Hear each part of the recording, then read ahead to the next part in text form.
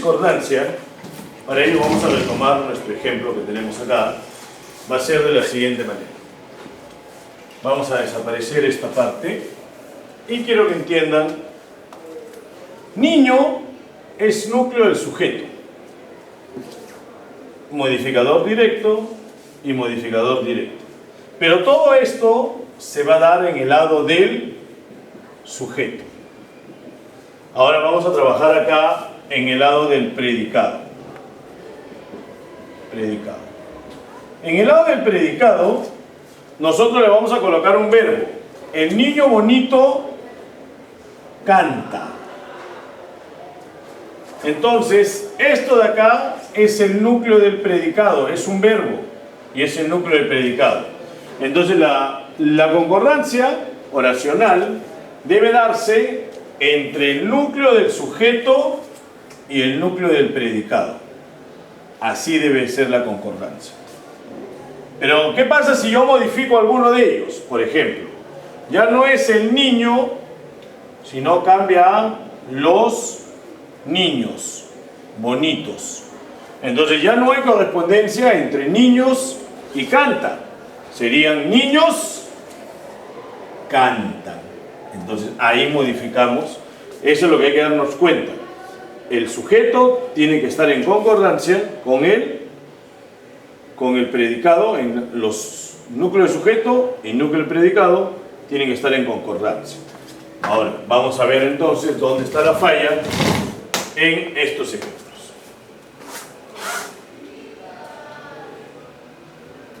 Los miembros del jurado votó por ti. Acá tenemos exactamente lo que ha pasado. Los miembros está en plural, pero acá dice votó. Entonces, ¿qué tenemos que cambiar? Los miembros del jurado votaron por ti. El siguiente ejemplo dice: esa pandilla exasperada causaron daños a las casas del barrio. Pero antes de continuar con esa explicación, te quiero mostrar un dibujito. Mira por acá el siguiente dibujito para entender. ¿Qué es lo que vamos a hacer? Esto de acá, vamos a imaginar que así es. Ya. Es una oveja. Oveja está en singular. Ahora vamos a hacer varias ovejas. Ya. Y por ahí están las ovejas.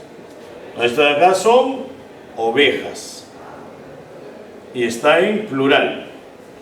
Pero ahora vamos a volver a hacer las ovejas. Acá están las ovejas. Pero ahora le vamos a llamar de otra manera. Le vamos a llamar rebaño. La pregunta que le hago es la siguiente.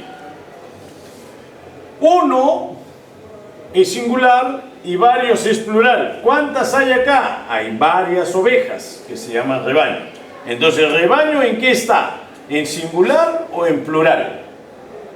Rebaño está en singular. Y tú te preguntarás, pero profesor, ¿por qué está en singular si usted me ha dicho que varias es plural? Allá. La diferencia es que la palabra rebaño es un sustantivo colectivo.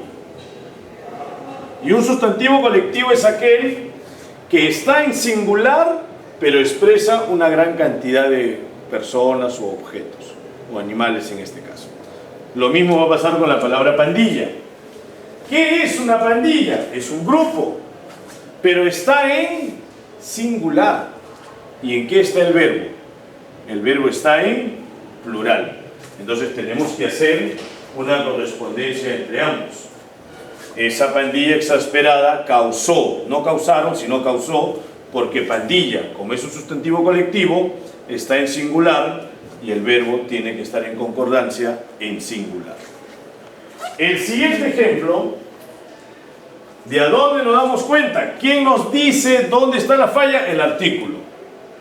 El artículo nos va a decir. El 40% de ellos, o sea, estás hablando de singular, el 40% de ellos creen en fantasma. No creen, sino como hablamos de un singular, acá también tiene que estar en singular. Entonces lo que vamos a poner ahí, el 40% de ellos cree en fantasmas. Entonces, recuerden, siempre tiene que haber una correspondencia entre el núcleo del sujeto con el núcleo del predicado. Si está en singular, estará en singular. Si está en plural, estará en plural. Tiene que